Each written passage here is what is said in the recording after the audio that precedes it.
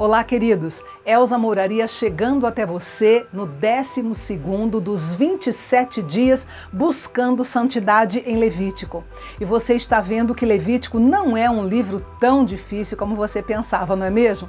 Só faltava o canal Bendito para falar fácil para você entender as riquezas que contém nesse livro. Então, continue deixando seu like, comentando, compartilhando com outros apaixonados pela Bíblia que você conhece e assim a gente vai seguindo, ok? Vamos lá então? Muito bem. O nosso Deus, em sua graça, providenciou um modo para que qualquer um que ficasse imundo, por qualquer motivo, pudesse ser purificado e restaurado. Porém, para certos tipos de contaminação eram necessárias algumas medidas adicionais, como era o caso do parto.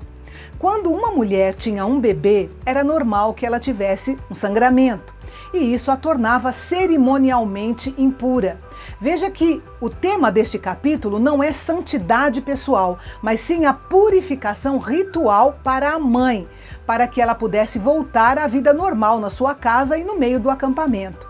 Se o bebê fosse do sexo masculino, ela seria impura por 7 dias. E no 8º dia, o menino seria circuncidado. Nós já falamos sobre circuncisão quando gravamos Gênesis capítulo 17. E você pode ver os detalhes no link do vídeo que está aparecendo aí na sua tela, tá bom? Maria, a mãe de Jesus, passou por todo esse processo e depois levou Jesus ao templo no 8º dia após o seu nascimento para que ele fosse circuncidado. A circuncisão não era desconhecida no mundo antigo, não. Era uma prática ritual entre vários povos. Mas para o israelita, a circuncisão era para cada homem um sinal constante e evidente da aliança feita entre Deus e Abraão e que agora era confirmada na lei. A circuncisão era o sinal de que o menino havia sido incorporado à comunidade de Israel.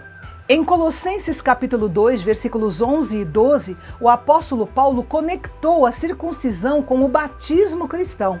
Ele disse: "Nele também vocês foram circuncidados, não com uma circuncisão feita por mãos humanas, mas com a circuncisão feita por Cristo, que é o despojar do corpo da carne. Isso aconteceu quando vocês foram sepultados com ele no batismo, e com ele foram ressuscitados mediante a fé no poder de Deus, que o ressuscitou dentre os mortos." Além dos 7 dias, a mãe do menino continuaria o processo por mais 33 dias, sendo um total de 40 dias de impureza cerimonial. Um dos motivos para esse tempo de afastamento era dar à mãe israelita o equivalente ao que conhecemos hoje como licença maternidade. Esse período de impureza cerimonial dispensava a mãe de muitas obrigações sociais. Elas tinham um período de descanso, de reclusão e de união com o seu filho recém-nascido. A chave para entender todo esse processo é entender a ideia do pecado original. Por mais maravilhosa que seja a chegada de um novo bebê, Deus queria que fosse lembrado que a cada nascimento outro pecador era trazido ao mundo e simbolicamente já se iniciava o período de reclusão e depois de purificação. Aí a gente lembra das palavras de Davi: "Eis que em iniquidade fui formado e em pecado me concebeu a minha mãe." Quando disse isso, Davi não estava se referindo à sua própria mãe, mas antes afirmando um fato do qual nenhum ser humano escapa, que é nascer no pecado. Quando nascia uma criança do sexo feminino, a mãe seria impura por 14 dias, o dobro do que era necessário para um menino. E além dos 14 dias, a mãe de menina continuaria o processo por mais 66 dias, sendo um total de 80 dias de impureza cerimonial. Ou seja, ela recebia o dobro do tempo do equivalente ao que conhecemos hoje como licença maternidade. A Bíblia não explica por que a mãe era considerada impura durante um período 2 vezes mais longo quando dava à luz a uma menina. Mas talvez Deus tenha estabelecido essas prescrições principalmente em função da saúde da mãe e também para que ela pudesse criar laços mais fortes com a filha. Afinal, a estrutura social de Israel era, sem sombra de dúvida, masculina, e os meninos eram mais bem recebidos do que as meninas. Bem, 40 dias depois do nascimento do filho ou 80 dias depois do nascimento da filha, o pai e a mãe deviam ir ao santuário oferecer sacrifícios para a purificação da mãe.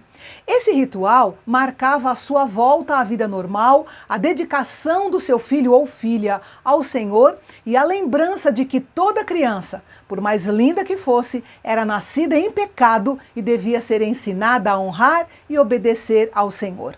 Lembrando que o sacrifício exigido pela mãe era o mesmo, fosse ela mãe de menino ou mãe de menina. E assim chegava ao fim o tempo da impureza cerimonial e a mãe era considerada limpa. Nós devemos ler e entender este capítulo com a mente aberta para compreender a cultura e os costumes hebraicos para que possamos fazer uma interpretação adequada. Só assim nós iremos perceber o cuidado amoroso de Deus com a família, especialmente com a mãe e seu filho ou filha. E amanhã nós vamos falar sobre a lepra ou hanseníase, como conhecemos hoje, e a sua analogia com o pecado. Não perca, porque vale a pena você entender essa lição. Deus te abençoe e até amanhã.